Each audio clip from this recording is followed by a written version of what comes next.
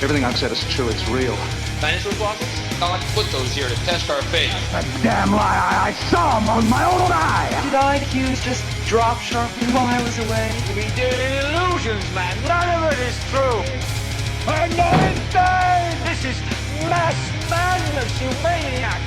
In God's name, you people are the real thing. We are the illusion.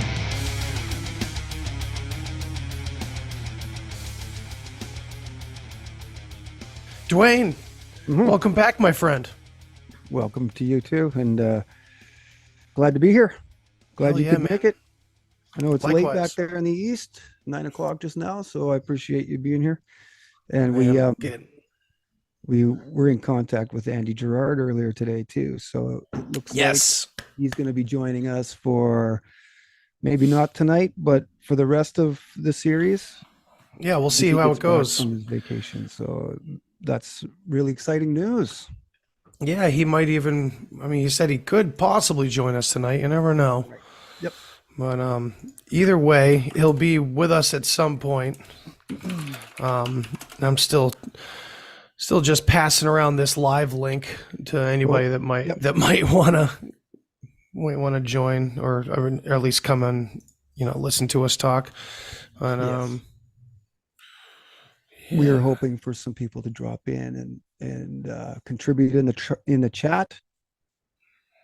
This Absolutely. information is just really enlightening, really incredible in the way that once we understand this history, we can start to really see how our world today is being affected by the same movement. Yeah, and we laid out a nice little introduction last week. Yes. And for those who may be tuning in and did not catch that one, you can find the episode on my podcast feed or the YouTube page, the Odyssey page. It's all there. I'm doing it live every Monday night for the next 10 weeks. We're 8 weeks now after this one. But yeah, it'll be up on the feeds like the following day or two, Cool. But yeah. Sorry, go ahead. No, go ahead, man. Well, I released that article yesterday morning just to give people a chance to read it for themselves before we go over it here. And I'm going to try to do that for the remainder of this series. There's no promises there. I'm getting it out as quick as I can. And, it's kind of, there's research ongoing too. So if you don't mind, I wouldn't mind sharing the screen and we can get after it here right now. Hell yeah. Let's do it. Okay. And, so you can see Brandeis Part 2 Scientific Management. Yes, sir. Yeah, I'm going to go to full screen here.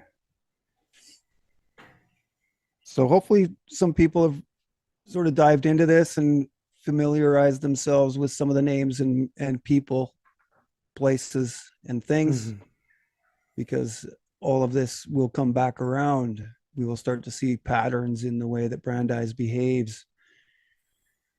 And so we promise the viewer, listener, reader that we are going to unveil to everyone the creation of our social contract.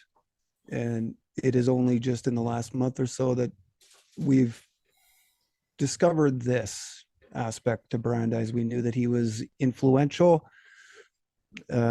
powerful, but we didn't realize it went this deep. So he coins the term scientific management. He infiltrates the Taylor Society. Okay. And we see the bottom three guys there on the left. That's Gant, Galbraith, and Taylor himself on the far left. And these guys are creating technology. And together they all form this Taylor Society. But Brandeis, as we will see, is the hub of all of it. He infiltrates their group and controls it.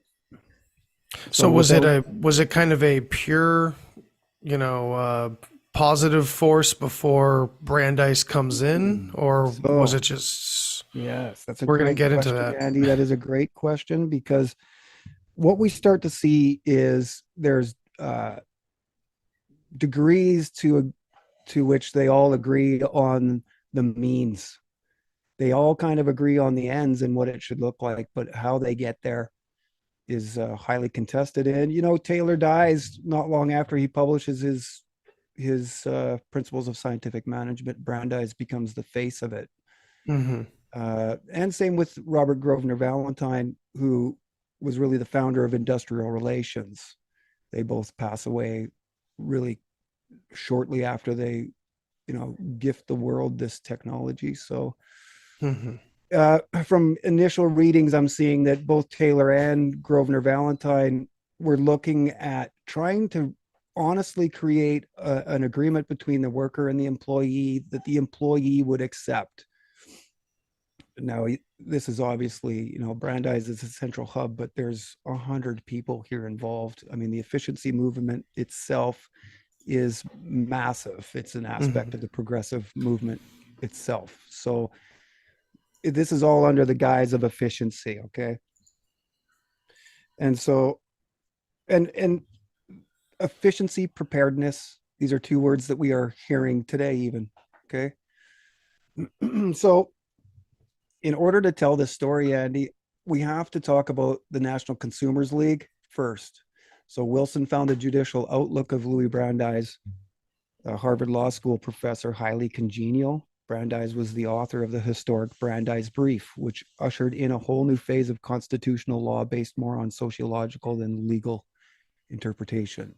So we're stepping away from legal interpretation and starting to insert sociology, social science, facts and statistics in determining cases in U.S. law. Pushing more towards like an open interpretation of law, right? Yeah, they call it a living law, and for democracy to be successful in their minds, they needed a living law to go along with a living, changing society. Right. This is why the U.S. Constitution was directly opposed to everything that they did, and this is why they, to a man in all of their writings, consider the Constitution of the United States the greatest obstacle in the world to their plan. Makes because sense. America was one of the only countries with a constitution. Yeah, I mean, it's weird because like I think there's an attractiveness to the idea of a living law and the way that we do of progress and change over time, and that's valid.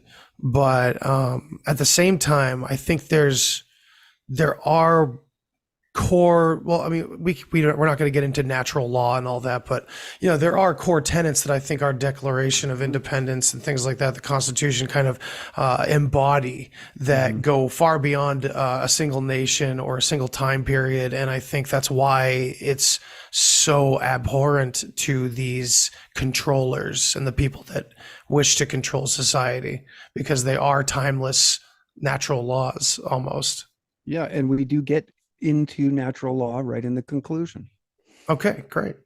Perfect. And that's really where we bring it home to, because this is all opposed to nature. The entire New World Order movement is opposed to nature, including human nature. It's the core. It's the absolute core, and it's the connecting piece from every subtopic in this entire thing. Yeah, and a lot of these guys are botanists. They have PhDs in botany, so they're studying plants and nature to determine how to best maneuver society and really exploit. This is where genetics comes from. Mendel and the peas and several other situations. These guys like Roscoe Pound, he's a botanist first, right? So just the Brandeis.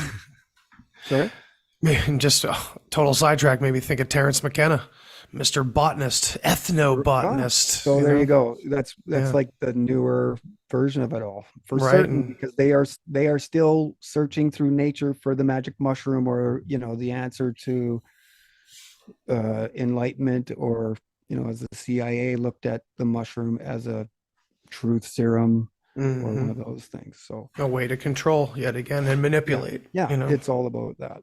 So the Brandeis Brief, if nobody's heard about it, it was submitted to Judge Brewer during the landmark 1908 Supreme Court case, Mueller versus Oregon. This is one of the most famous landmark cases. And in fact, a lot of the Brandeis cases are considered today total landmarks.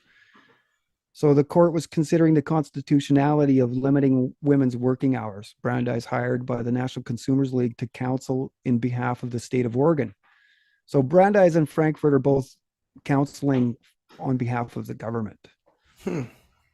So Brandeis was hired personally by two of its most influential leaders, the NCL's chairman of publications, Josephine Goldmark, and its founder, Florence Kelly. Josephine happens to be the sister of Brandeis's wife, Alice, which under normal circumstances makes her his sister-in-law, except Alice, Josephine, and Louis were all second cousins. So this kind of goes into what we were talking about earlier today, some of the new findings, about Frankism and, questionable familial situations with Brandeis, starting with his wife, who's actually a second cousin. And that also speaks to, how families like the Darwins and those families, they intermarry just like nobility does. So we see that there's a connection here, like an old world sort of way of approaching life by interbreeding between 2 or 3 families. Absolutely. And this is something that I see all the way back. Yeah, exactly. And these are the original eugenicists, the ones that want to intermarry and breed between 1 or 2 families. So you can see that, in the end, it's not going to turn out well. Right. So the National Consumers League was founded in 1899 by Jane Addams and Florence Kelly and Josephine Lowell as a social reform movement concerned with conditions under which goods were manufactured and distributed. The League promoted the creation of administrative agencies to enforce protective legislation and played a major role in defending reform measures in court. So they're behind Brandeis. They're doing a lot of the behind the scenes work, and the creation of the Brandeis brief itself is largely put together by Josephine Goldmark. And these are women of the suffragette movement, very influential women. Okay, so Brandeis famously introduced the court to the courtroom, and as of yet never before seen technique in arguing case law, giving birth to a revolutionary new sociological jurisprudence covered in more depth in a later 2-part article we've already talked about, Brandeis Part 6. And so simply put, it was the combining of sociology and what they call sociology, the science of social order and progress, with There's law, that word, which they call the most specialized engine of social control.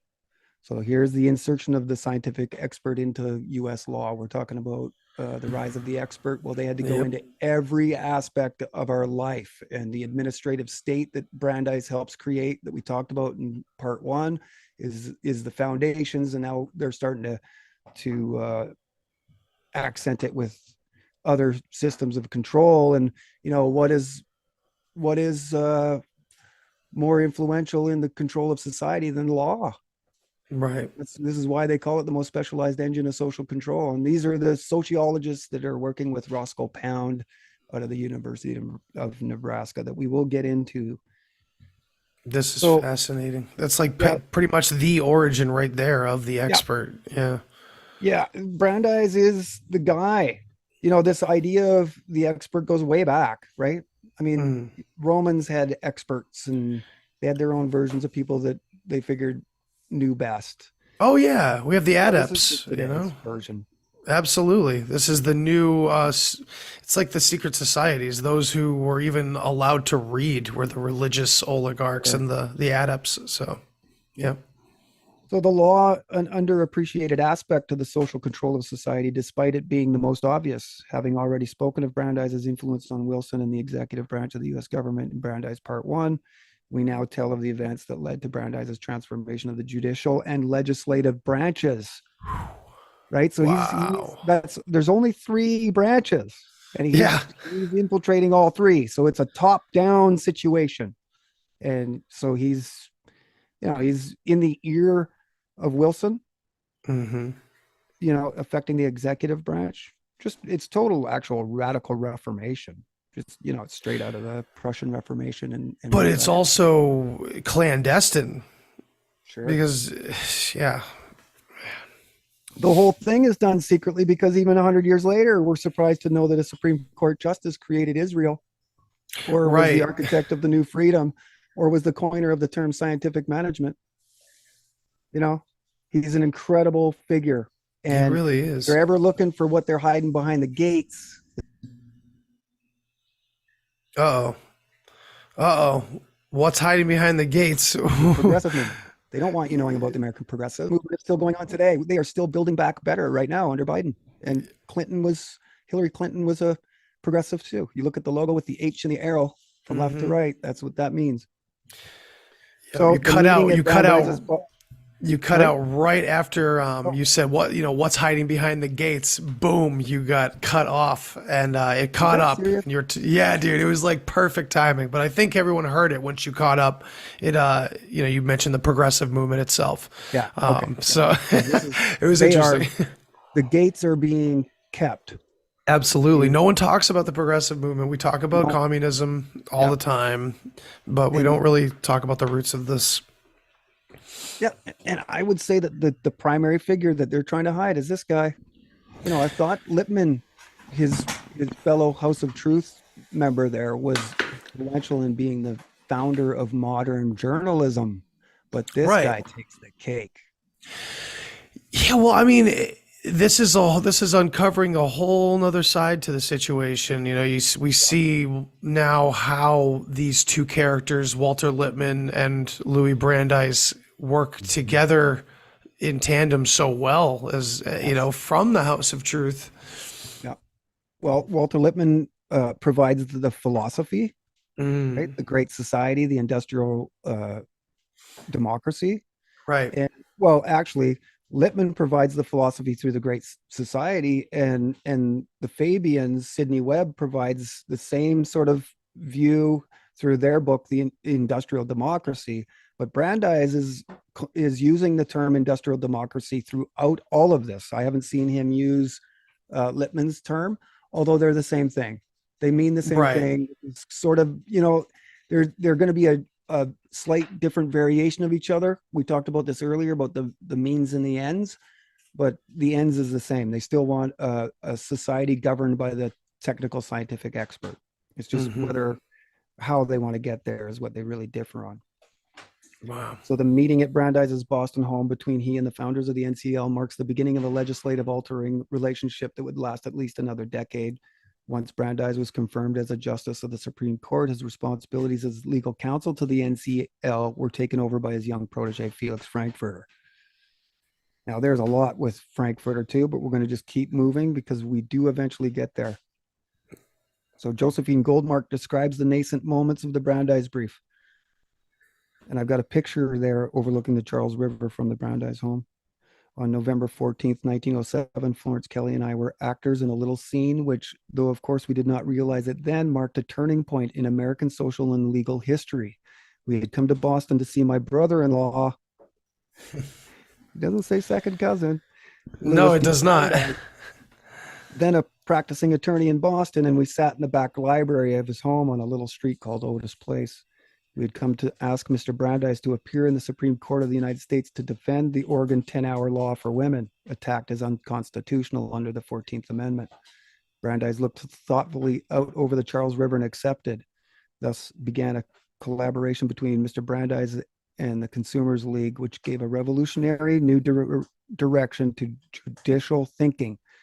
Indeed, the judicial process itself. What is the 10-hour law for women?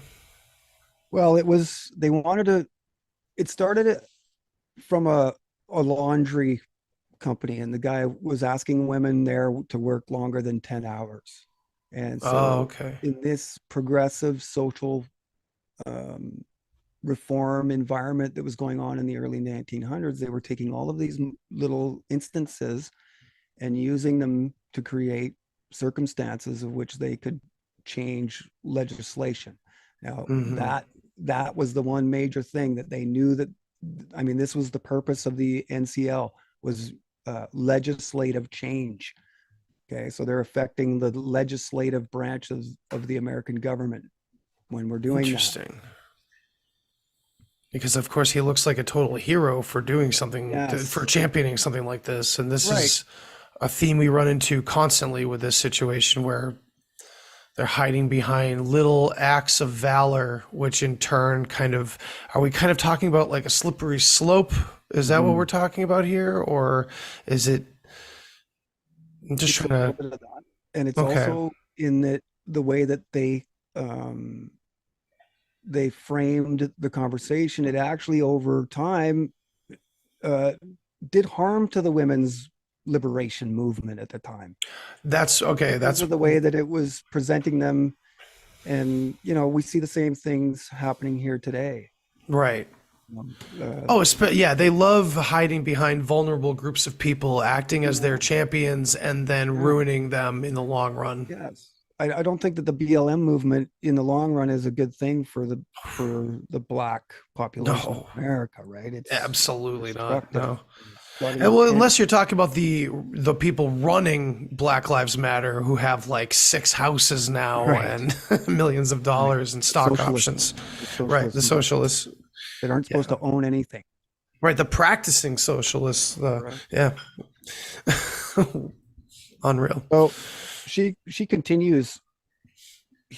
Brandeis then outlined what he would need for a brief, namely facts, published by anyone with expert knowledge of industry in its relation to women's hours of labor, such as factory inspectors, physicians, trade unions, economists, social workers.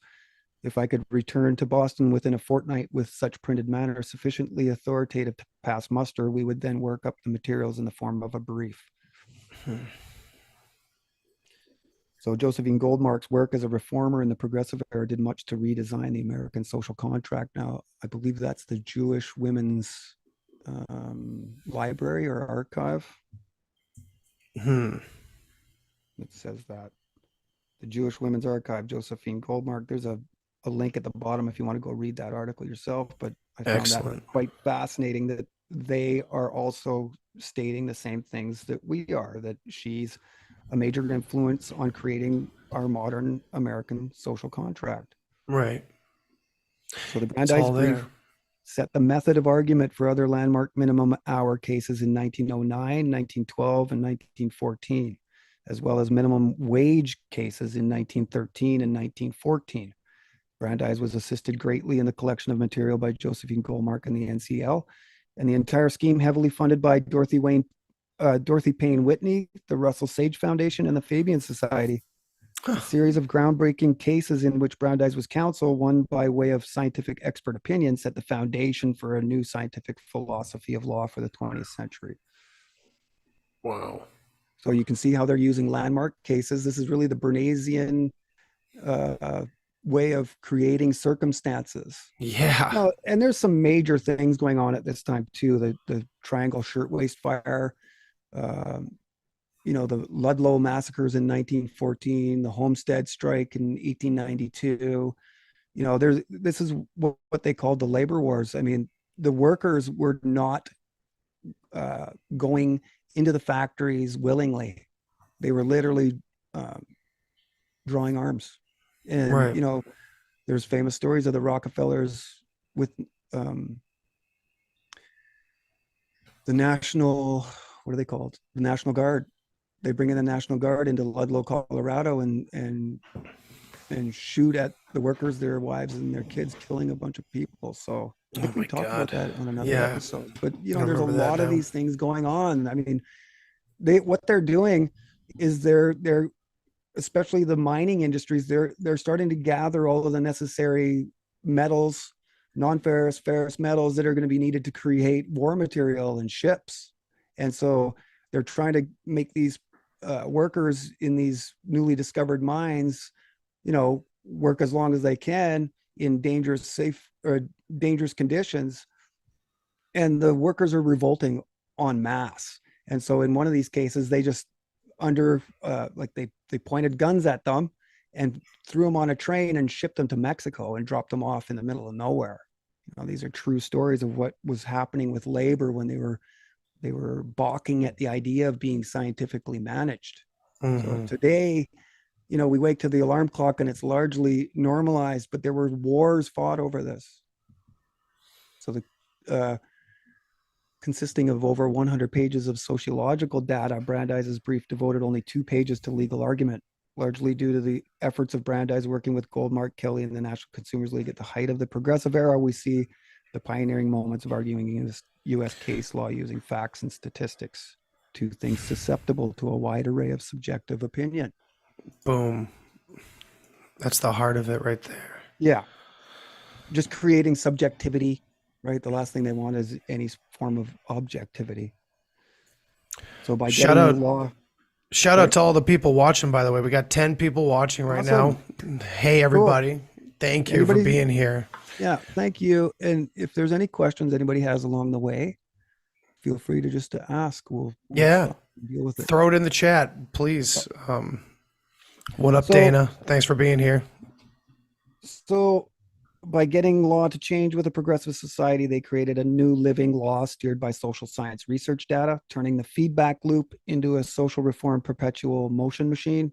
This shaping of society using critical observation first and then applied scientific experimentation after the primary method of meaning of social sciences from its inception. This is really why social sciences are brought to America, because they can now study society and then input information that they learned from that to better steer society after that, and then to be able to steer it in the directions that it wanted.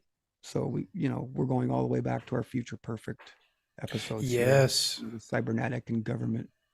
And again, for people who have not watched or listened to those episodes or gone to bulletproofpub.com and checked out those amazing articles, the Future Perfect Part 1 and 2, that's kind of when Duane and I first started getting into contact, when you were writing those.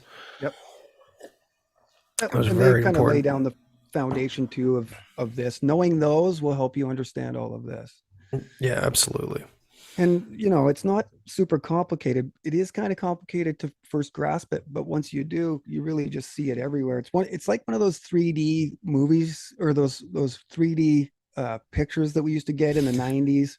Maybe I'm speaking before your time. No, you can't see it until you stare at it for a Yeah, you while, have and to suddenly, really hey, it's a open your schooner. Yes, exactly. That's what it's like, right? And that's coming from the guy that just kind of went through it and is learning on the fly right now, today, learning even more.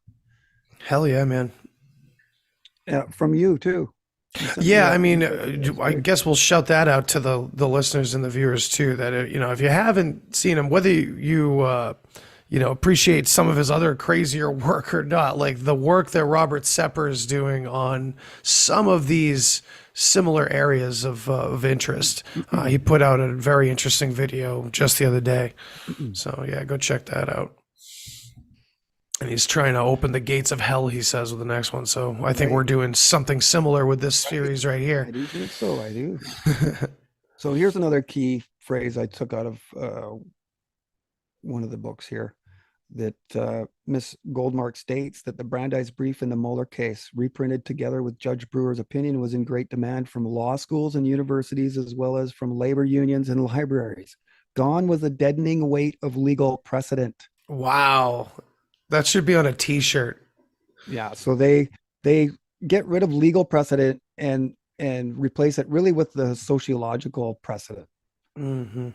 Because they had to still use the things that Brandeis put into law as precedent later, but they just replaced sort of the legal argument for precedent. So Judge Brewer, stating in his final assessment before examining the constitutional question, to notice the course of legislation as well as expressions of opinions from other than judicial sources. The brief filed by Mr. Louis D. Brandeis is a very copious collection of these matters, but in regards to the facts found within the brief, Brewer admitted may not be technically speaking authorities, and in them there is little or no discussion of the constitutional question. So there he is on record, I think, on purpose, making sure that lived, sort of past him. And again, we can get into, how much he was behind it or how much he was involved with these people. I don't know. But in the end, it was passed and it became a landmark case. Wow, that's incredible. So they call it the new precedent. and this is where the judge himself becomes witness to the settling of law through copious collections of facts and statistics. Brewer noting that they were not technically speaking authorities in themselves, adding for the record that there was little or no discussion to the negative effect the attorney's radical method might have on the U.S. Constitution. And according to David Bernstein, law professor at George Mason University School of Law, much of the information found in the brief was of dubious nature, calling the collection of facts nonsensical and miscellany and hardly definitive. Owen Fisk, Sterling Professor Emeritus of Law, Yale University, and author of The Troubled Beginnings of the Modern State, wrote in 1993 that it was a hodgepodge. So these are guys that are writing dissertations that are, established people, parts of the management class, and this is where you can find a lot of critical evaluation of Brandeis in these dissertations and in the upper levels of Ivy League, usually masters of liberal arts degrees or bachelor of arts degrees, but usually the real true history is left for the liberal artists. And you'll see throughout all of this that the liberal artists are the ones really in control. And take a look around today and see it's the liberal artists are still in the same place. Whenever you see an MA or a BA beside their name, that's what that means. And it's really the basis of all human knowledge that they're learning. Well, yeah, and as we've talked about on this show before with you, this is utilizing the trivium method in a way. It's all connected to that ancient philosophy of understanding things from multiple perspectives and becoming the expert, becoming your own expert. So while they hand us themselves as the experts, it's not a lie. They have become experts, but they're scientifically managing our lives in the way that they see fit. It's not true expertise, which is all of us are the expert. As like we've talked about before, even the pursuit of liberal arts in colleges and universities is not a respected path. It's you can't figure it out, so just do this until you get enough credits. Liberal arts major, where these people would take it very seriously as the formidable way to become an adult. Yep. These are the most civilized, scholarly, well-balanced, intelligent. I mean, they reserve this for the child proteges. Right. If it wasn't for the nepotism and the narcissism, they'd be fucking brilliant leaders, but they're psychopathic instead. Yep. And so I just reiterate here that Goldmark, she was writing Fatigue and Efficiency. That's the book we see in the background there, and that's sponsored by Russell Sage. Okay. Dorothy Payne Whitney here, I mentioned again, she's the wife of JP Morgan financier Willard Straight, and they paid in full all the cost of printing all the briefs dating back to the very first, the Brandeis brief in 1908, which we just talked about.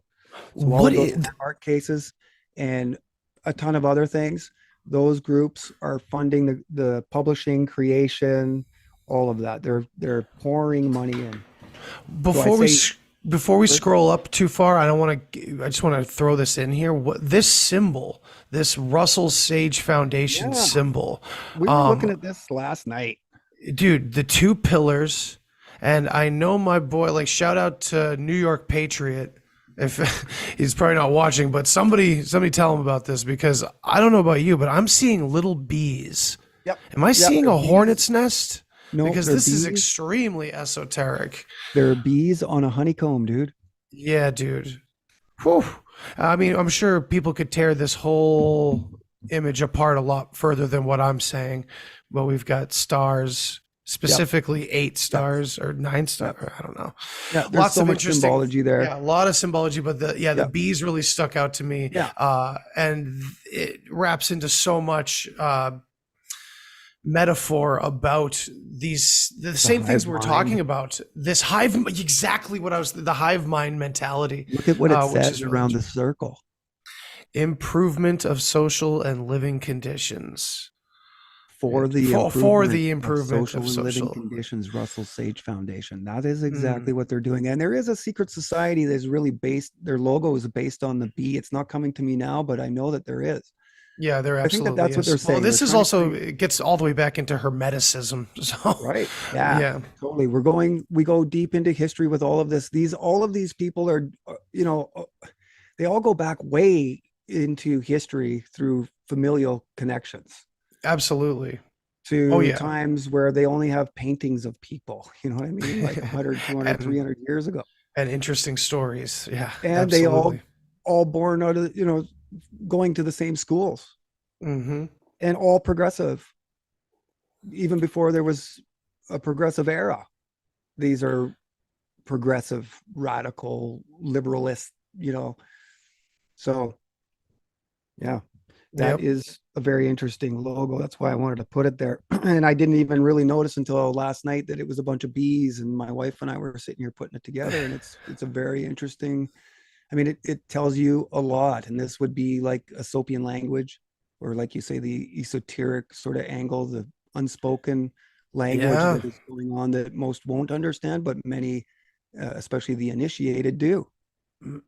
And shout out to Andy Gerard, who is tuning in. He can't join us right now, but Oh, he's nice. tuning in. So that's good to hear. It's Cool, good to cool. see. What's up, buddy? Yeah. Yo, Um, Andy does great work.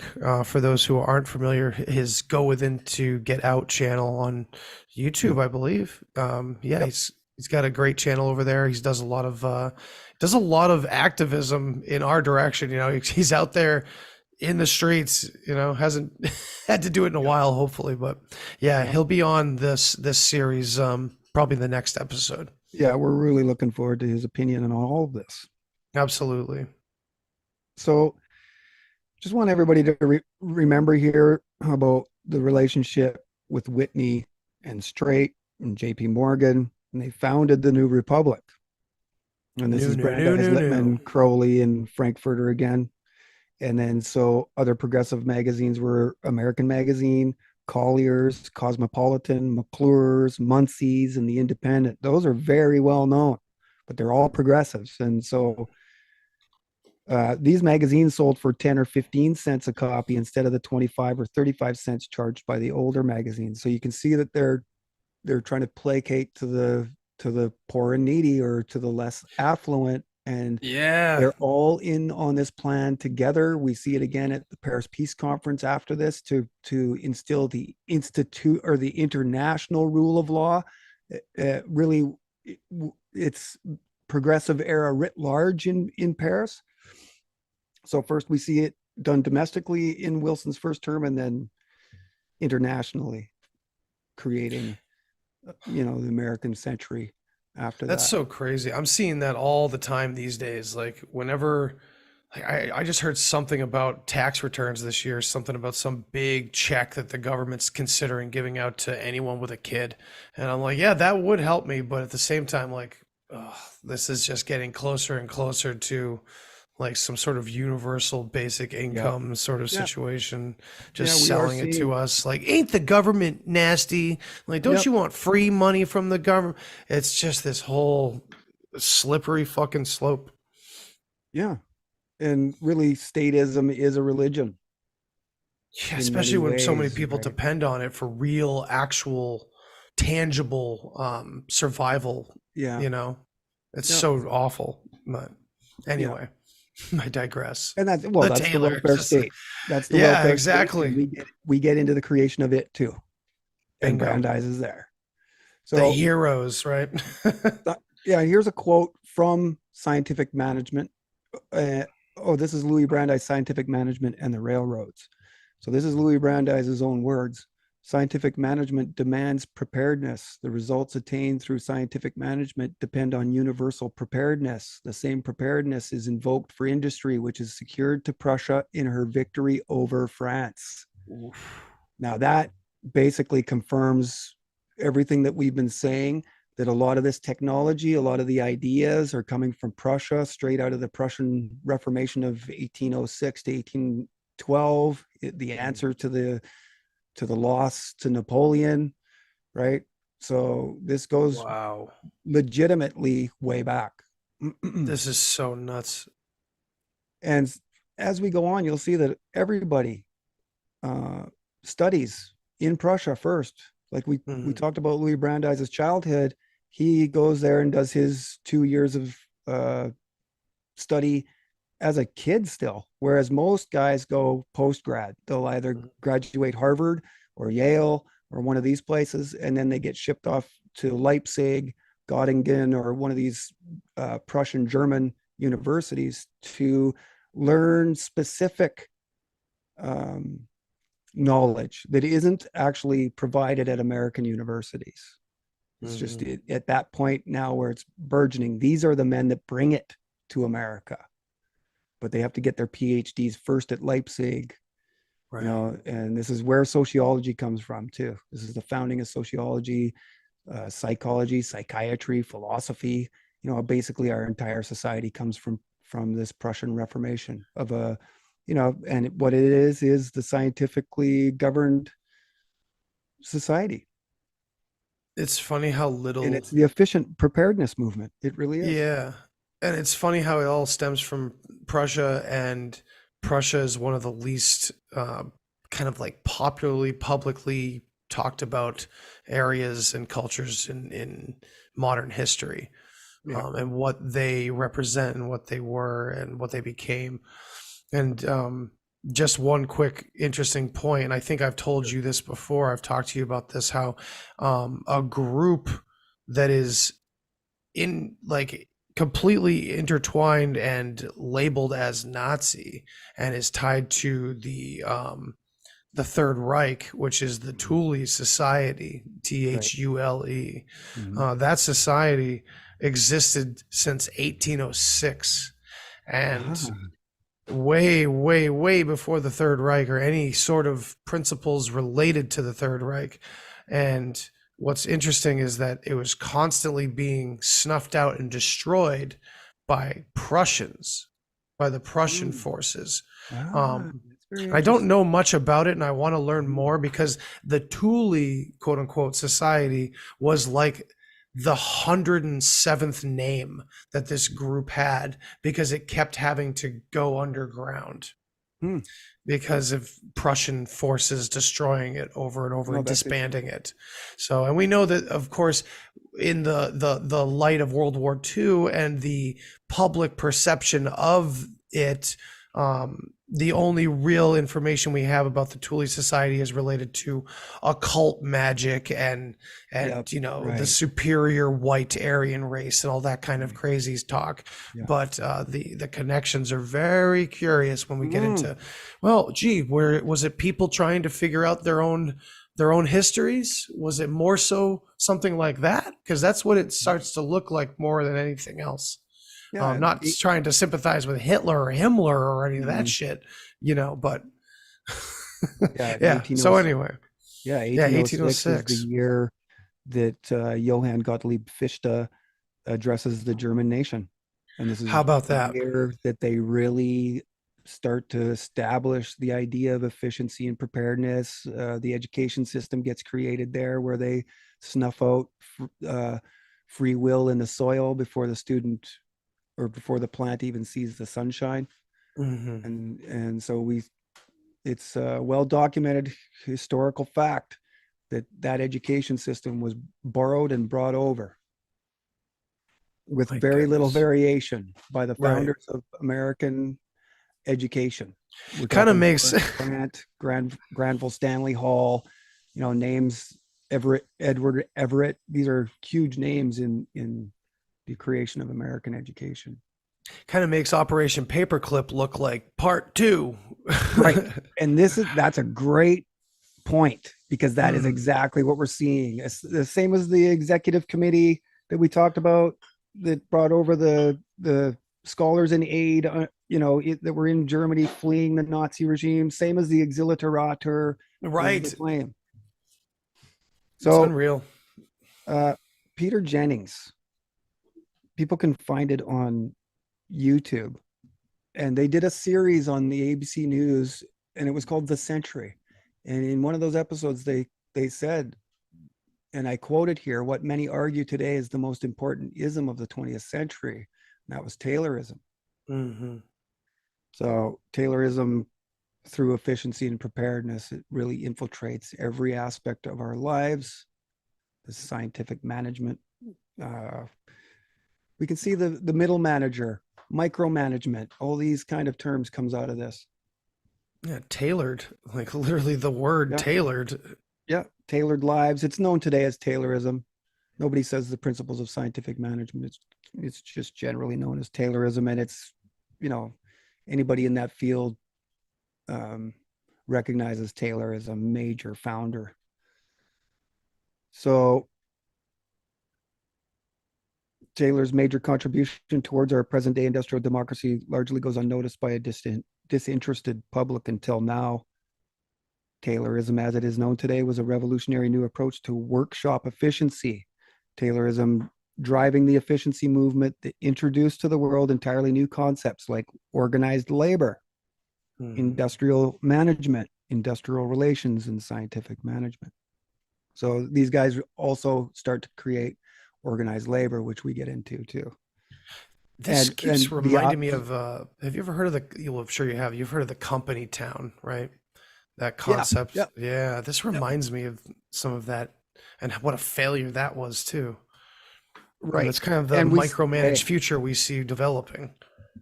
And here in BC, we have all kinds of ghost towns, just like really. That. Yeah, Jesus. You can go there today and walk. There's like one curator or whatever that takes care of it, but it's just a ghost town. It's like 70s houses. Wow. So the other thing about organized labor is that this is the scientific expert getting between man and labor. Right. Now think about organized labor that way, right? It's and they said strength in numbers to get us there. This is how they got the worker to accept these measures, was to introduce organized labor and labor leaders. But what they really are a go-between. And a go-between between you and what? Your most precious property, really, your own labor. Okay, so this was an eye-opener for me too, and how they were looking at labor unions and why they were introduced and why they were so infatuated with gaining control over labor. You know, James T. Shotwell is the founder or a member of the Inquiry I was just writing about today. He founds the International Labor Organization. Oh my God. And it's worked in with the League of Nations, and they have aligning constitutions. And oh Jesus. He talks about how the US Constitution was the major obstacle again. Unbelievable. Yeah, that theme keeps popping up over and over again, which is weird because it's like it's a whole nother thread. I won't even go down there. Okay. So by the election of 1912, this is the key election year. This is the year that everything changed in the United States. And it's probably the most famous election year of all time. Woodrow Wilson, Theodore Roosevelt, and William Howard Taft, they're all basically progressives. So Americans really didn't have any choice. The progressive era was so popular, so well known then, that the only way was through having at least some progressive measures in your political platform. Mm-hmm. So Brandeis counted some of the nation's leading engineers, such as Frederick Taylor, Henry Gantt, Harrington Emerson, and F. Lincoln Hutchins among his most trusted advisors. So we see here through Louis Brandeis, The Making of Regulated Competition by Burke, that he is infiltrating this group of men that possess technology that he wants to manipulate. So Brandeis took a very hands-on approach, marshaling publicity by exploiting his many very influential contacts within the political circles and press clubs of New York, Boston, and Washington. Brandeis organizing the meetings with the leaders of the newly formed Taylor Society, writing out the method of argument for everyone to follow, coordinating, collecting, and coaching witnesses. Here again, we see Brandeis gaining influence over a group of important people possessing important technology. So he's together, they are creating the entire scientific management argument to overcome a lot of these labor issues. And so they're literally putting everything in place to secure this system. Say that again. They're just like putting every little piece in place to secure this system. Like, and you can see that they had to do it domestically to make America fit with the international structure and framework that they were going to create in 1919. They know all of this. They knew they were going to war in 1914 And, this is all planned. The efficiency and preparedness movement is to create a strong military that deters people from attacking you just by its sheer size. And so this was the idea that Roosevelt first talked about in his Bull Moose campaign, and that's really the first progressive platform. If you look it up and you search what was the first progressive platform, Theodore Roosevelt shows up, and it's the Bull Moose Party. So again, here we are in a very obscure area of history in which people kind of know a little bit, right? But they don't know. And in many ways, people laud Roosevelt. He's an American hero. His individuality, his rugged individualism really turns on a lot of Americans. And oh God, yeah. One of the things I will say about the Roosevelt fans out there is that they had to actually drop Roosevelt and go to Wilson because Roosevelt wasn't willing to experiment on the U.S. Constitution. I have that in writing. These are what these guys are saying, and I find that very, very important. Say it again, that Roosevelt was not willing? Yeah, Roosevelt. The reason why, because there's a total volte-face, a total change of opinion there by Wilson, and historians are conflicted by it to this day as to why he flipped. He was at one moment, anti-interventionalist. He was a pacifist. He didn't want to go to war, and within 4 months of being elected to his second term, they were in war. So you can see they had to push into this. They had to get involved into this war to create the necessary dialectics to create a peace conference. And they talk about this peace conference. I mean, Theodore Herzl talks about this peace conference of Paris in the 1800s, in the 1890s, that in order for them to have a Jewish homeland, they really had to create a global event organized around creation of an international global authority. Marx talks about this at the first internationals in mid 1800s, and there, you can see a direct path between Marx in the mid 1800s through the first and second internationals, all the way up through Geneva Conventions and the Hague Conventions. And Roosevelt in 1907 recommends that Americans are involved in there, and these are really the burgeoning first baby steps of American foreign policy. And Woodrow Wilson, when he steps onto French soil to go to the Paris Peace Conference, that's the first time an American president stepped on foreign soil. So we can see the founding of American foreign policy here. And that's way off on a tangent. So that's okay. That's relevant information. Back to scientific management. That is how insidious this is. This is how developed of a network they create. Right. So in October, Brandeis met at Gant's apartment in New York with Frank Gilbreth, Jim Dodge, and others. So other management pioneers, such as Henry Gantt, known for his Gantt chart, and Frank Gilbreth, known for his motion studies, Morris Llewellyn Cook for rural electrification, Carl George Barth for his speed and feed compound slide rule, all collaborated with Brandeis in bringing scientific management to life. Brandeis even writing the foreword to Gilbreth's Primer of Scientific Management in 1914. They would famously combine Gilbreth's motion studies with Taylor's time studies, forming an entirely new discipline, time motion study. This collection of men, early pioneers of the cybernetic, eugenic, and later technocracy movements. Man, it's all connected. It's all connected.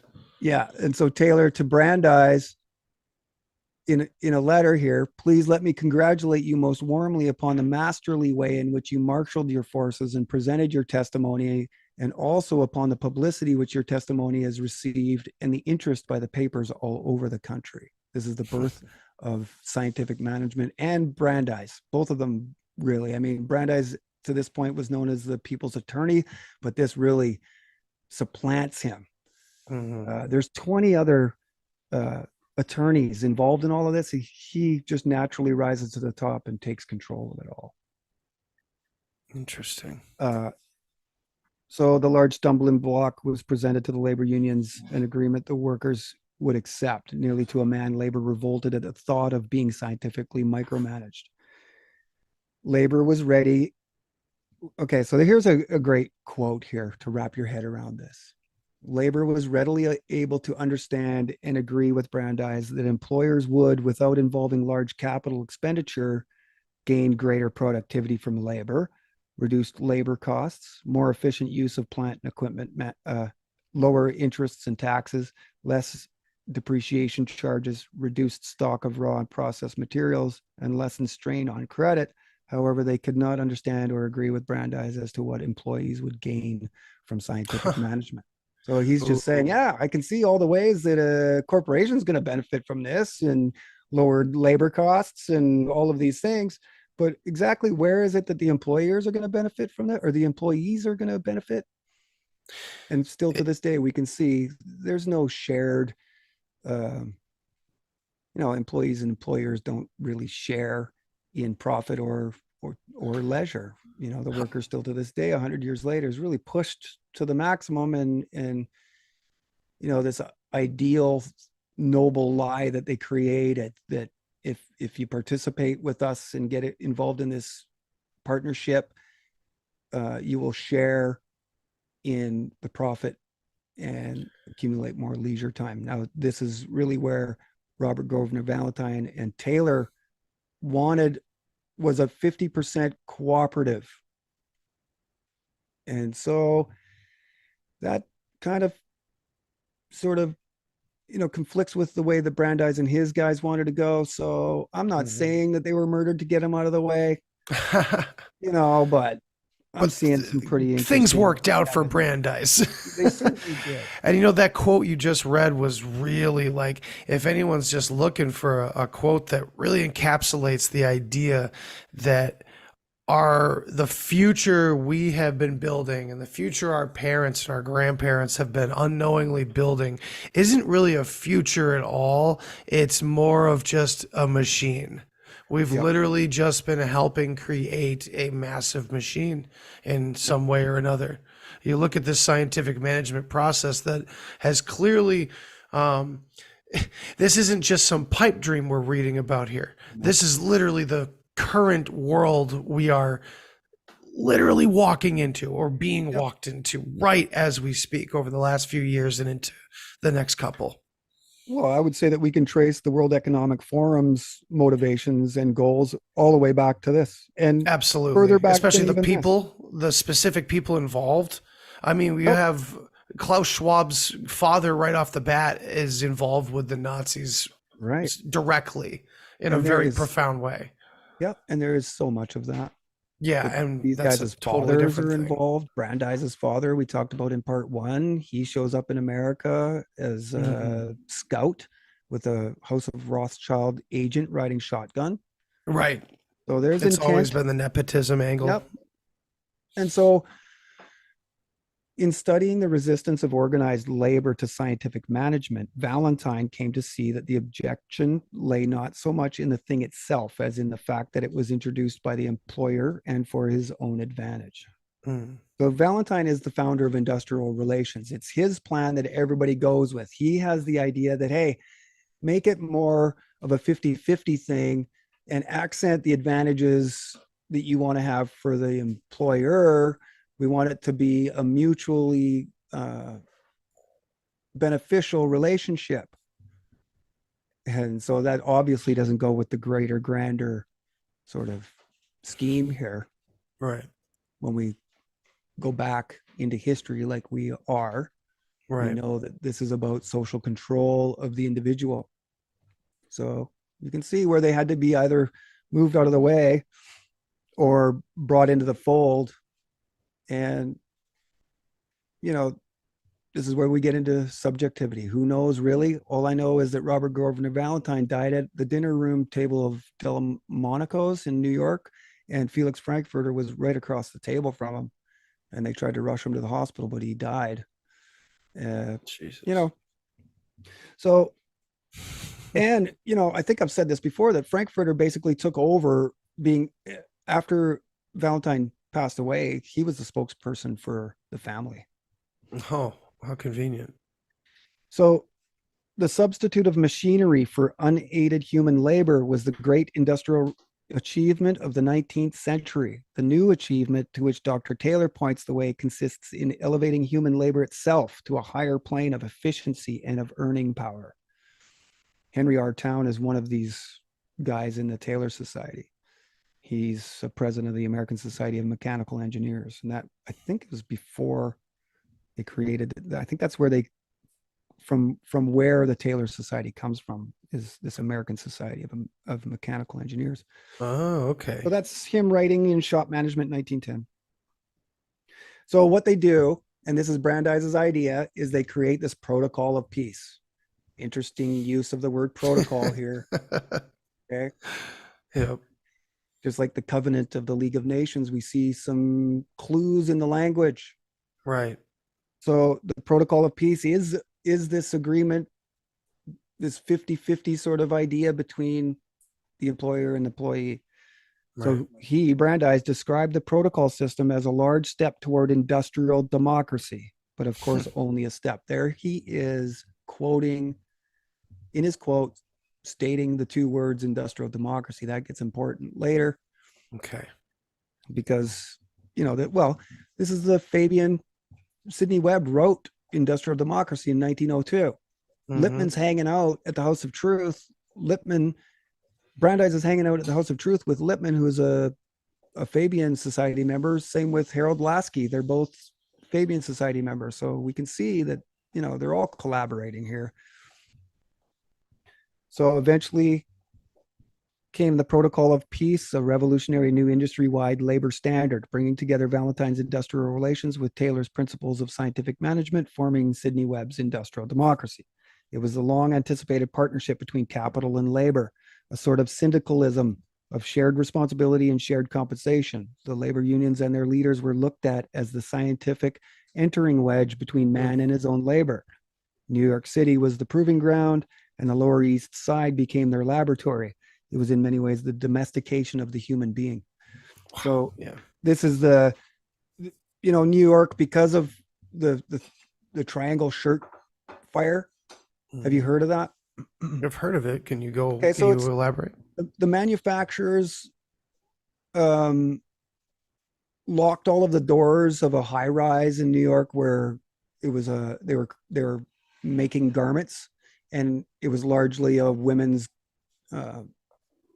made up of women workers, and the owners had locked the doors because the workers were going out and taking little micro breaks and having cigarettes or what have you. And so they locked the doors, and a fire started and burnt the whole place, and the women were caught in there and they jumped to their death. Jesus. This happened right in New York, just the same as 9/11. So it's really it's known in history as one of the most horrific labor chapters in American history, the Triangle Shirtwaist Fire. But it's like the Ludlow Massacre. It's obscured. These are things that they would rather you not know. So when the Protocol of Peace was signed on September 2nd, 1910, it ushered in a new era of industrial labor relations. That's from the American Jewish Archives, on a story that they were doing on the Protocol of Peace. So they recognize the importance, as do we. And the spark for this new industrial relations system came from the workers themselves. The strikes in the industry set the stage and organized both workers and owners into powerful groups necessary for an industry-wide agreement. Industrial Democrats used this canvas as provided by workers to paint a new picture. Men and women such as Louis Brandeis, Robert Wagner, Francis Perkins, George Price, Henry Julius Cohen, Bell Muskowitz, John Dyke, and others marshaled the power of social science and used their influence to broker deals to gain a seat at the industrial relations table. Wow. And was there a name there you recognize? Yeah, Robert Wagner stood out to me. I don't remember why, but I think either we've talked about him or someone else has talked about him with me. The only Robert Wagner I know is a Hollywood actor from the 70s and 80s. That might be the Robert Wagner I'm thinking.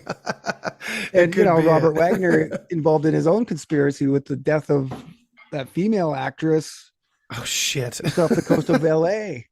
with Natalie Wood with what's the Oh my God, Christopher, what's his name? Christopher fucking Walken. Walken. Yeah. So anyways, we Christopher, bring it all the way yeah. around. This won't be the same Robert Wagner, of course. Right.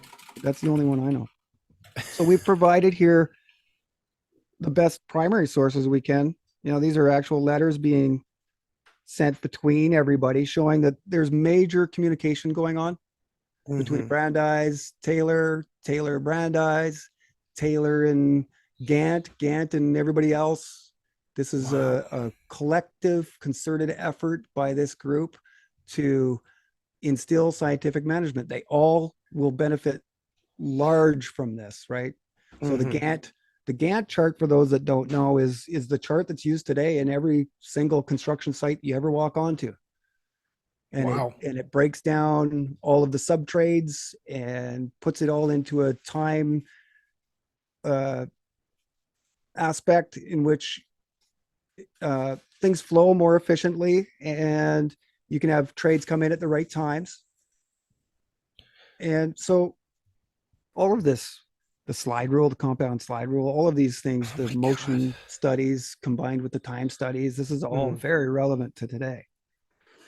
Yeah. So if anybody's wondering, like, who are those ominous people, they that have put every little thing into boxes, quote unquote, like that's literally these people. Like, it's not a euphemism. It's literal. It happened. We've been, just everything's been turned into a 1 or a 0. I mean, it's unreal how they've just, Well, this is really the beginnings of the singularity, AI, all of it. It's just the first rudimentary steps, like Isaiah Bowman's 3 expeditions to South America were the rudimentary steps of surveillance, and they needed to map the entire world. And so he maps everything south of the Rio Grande, all of South America and Central America. Him and members of the Inquiry map by foot, and become part of a larger millionth map of the world project that's directly coming out of this same milieu, the same coterie, this international conspiracy. Right. So we're getting close to the end, and so I start to make some conclusions. Industrial democracy provides an important lens through which to view IR, industrial relations. During the progressive era, industrial democracy was one of the handful of ideas that defined progressive era reformers. It signaled a new scientific approach to labor in America, as well as a fundamental recommitment to democratic principles. So one of the common characteristics of progressive era reformers is industrial democracy. They all want this industrialized democracy, started by first democratizing labor, by democratizing the shop floor. And then that turns from the shop into all the factories in America and then around the world. So the Protocol of Peace fashioned by Brandeis to settle the second strike, and that's the cloakmaker strike of 1912 they're speaking of, was a unique and revolutionary institution. So they're creating institutions and they're admitting it. It gave workers collective bargaining and brought about improved conditions, better wages and hours, safer and cleaner workplaces, and a host of other important reforms. And sure, all of those things happen.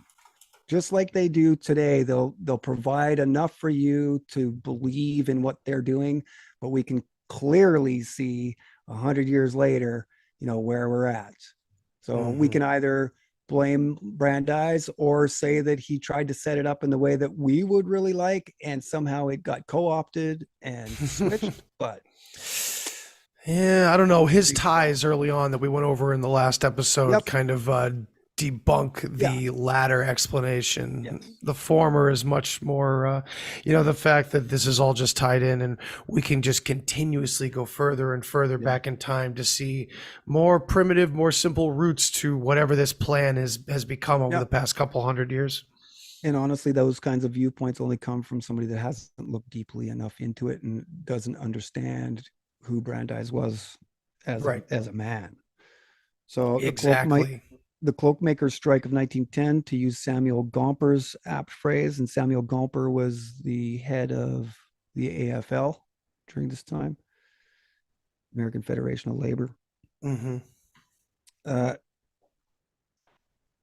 So the cloakmakers strike of 1910 was more than a strike. It was an industrial revolution because it created a new system of IR, finishing what started in 1909. That would be the Triangle Shirtwaist Fire.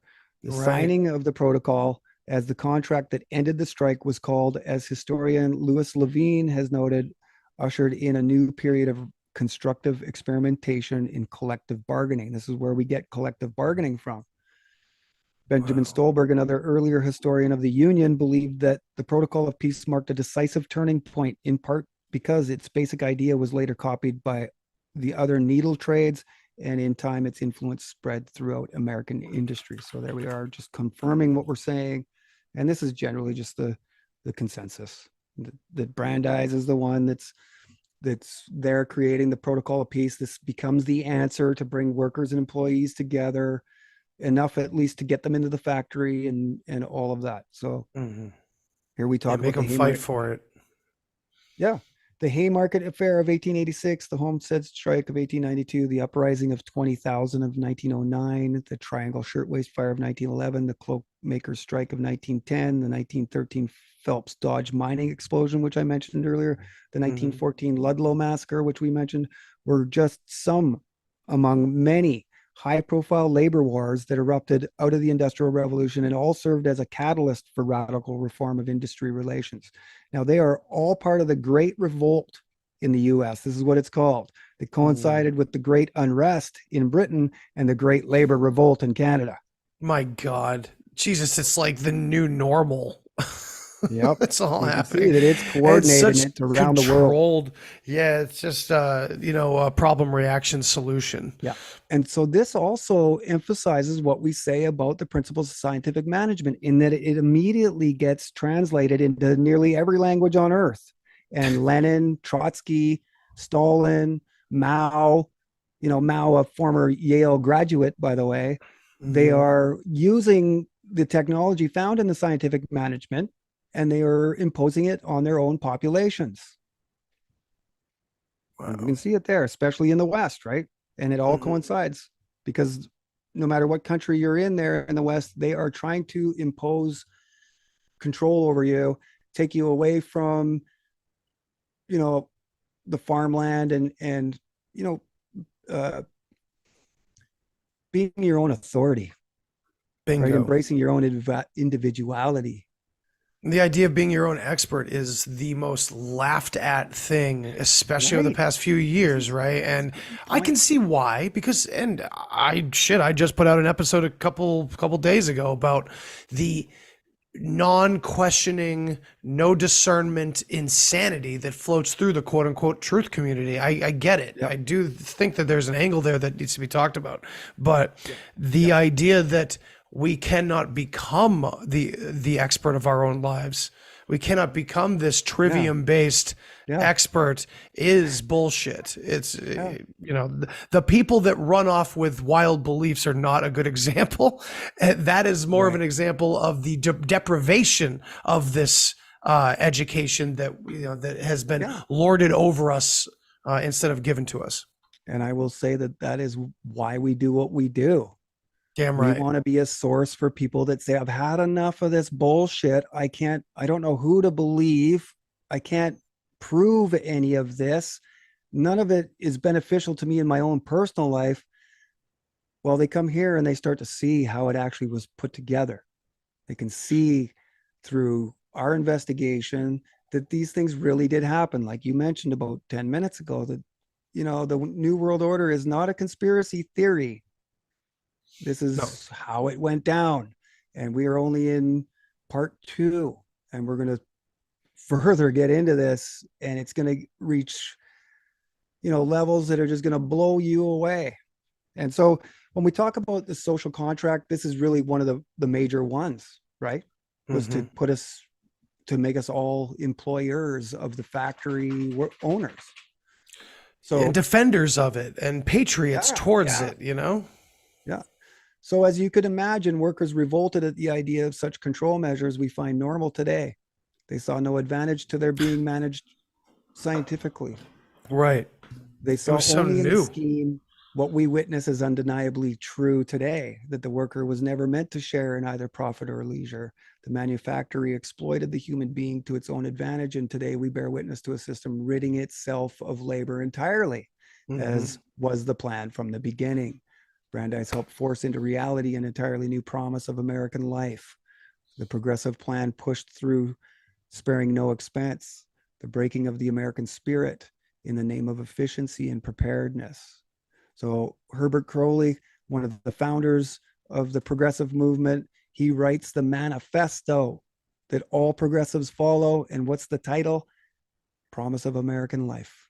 And in it, he supports Roosevelt, the Bull Moose Party, but more specifically, he wants a large monolithic government, a welfare state, essentially, of which the society is governed by the scientific expert. And so all of these guys that write the books with new at the beginning, you go and read these books, and these guys are all progressives, members of the House of Truth set. And it's in each book, whether it's the New Democracy, the New Freedom, the New Nationalism, the New Spirit, it's all the same message. Large government with a scientific expert to govern society. So we got our footnotes there for this episode. There's 18 there. I've got a screenshot that, everybody. There's some that say citation needed. Now this is how open and sort of live we are. I have those somewhere. I just couldn't find them in time for broadcast. So I'm going to be honest with you and tell you right there that I don't have them at the moment, but if you want them, I'll find them because I got them in my file system. So going forward, if you want, if you have that on file that you could easily send to me, I can put that list of footnotes in the show notes from week to week if you'd like. It's up to you. That's just anything you'd like to add, we can do that with. That was really excellent. The first episode, we kind of laid the groundwork. This digging in a little bit further, this was really well written, Duane. I really appreciate how well thought out it all was. Okay, so is it making sense to you? Is it like it is. Yeah, at first in a responsible way that you can kind of start to build what I think this is going to be episodes that I'll listen back to and obviously revisit your articles on this topic with eyes and ears that kind of grasp it and understand it a little bit more, because some of at first I'm like, all right, you always not you, but me, a lot of people forget that age-old tactic that they're so famous for, which is kind of co-opting good things, So when you start seeing good things happening, you're like, well, wait, what's this guy talking about? How is this a bad thing? You really have to take a step back and remember how these people operate. And it's always using goodness as a shield. And it's been going on forever. And, I can't help the way you wrapped it all up on this, the second part of the article. It's like not pointing any fingers, but just the idea itself is so constant throughout history, whether we're talking about mythology and stories of gods, or we're talking about human control over an AI workforce. We're talking about the doing away of personal responsibility, the lack of working and getting someone else to do the job for them. Now, for a long time, we were that other thing to do the job for them. And now we may not be that important, at least in that level anymore. We're no longer needed to be the workforce. We as the workforce over the last 100 years has slowly helped them create this machine that will be their next workforce in a way. Where that leaves us as valued carbon is a different fucking story. Not to be too doom and gloom about it, but that's kind of part of what I'm getting out of it. But no matter what period of time you look at, what story you look at, what perception it is, it's always about obfuscating responsibility to something else, whoever the fuck they are. So whenever I think that's we're an moved, important one. Yes, very important. So just remember, whenever you're removed from source, Hmm. you are Again, yes. most likely being intentionally moved away from source, right? And we see that in Hmm. everything. And now, uh, one thing about this expert and what Lippman talked about the uh, intelligence bureaus and Brandeis creates it through the administrative state and this expert. I just want to close maybe with this. The what you were talking about, how we're dependent on the expert nowadays so much that it's in nearly every headline. What that does when we, and this is really what people talk about when they say blissful ignorance, this is what they mean. I'm going to rely on the expert to tell me the right thing to do. Well, you have to also accept in that agreement that you make with yourself a degree of vulnerability directly proportionate to how much you really trust that government or that authority, because it's in that gray area of vulnerability that they take advantage of us.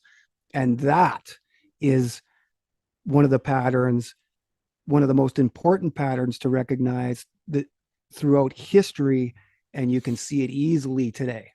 Yes, that was very well said. And that is, yeah, it's the, well, as they call it often, right? The expert is the entering wedge. Yeah. And it really is. And it's a good way to describe it. Yep. And I And that's think Lippman's that's, words. yeah, absolutely. Right. That's how these characters are all connected, from government to cybernetics. It's all one locomotion. Yeah. That was a great way to end it, unless you have Cool. anything else, man. That was excellent. This has been a great part too.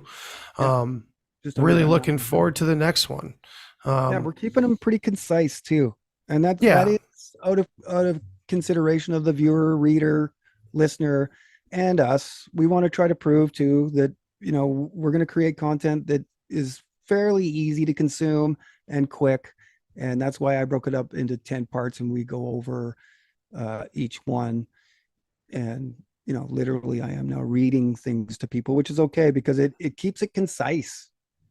Yeah, and I honestly think there's no harm in it. I think there's value in that, especially, Yeah. well, from many different angles. Even the fact that most authors now will read their own work for the audiobooks.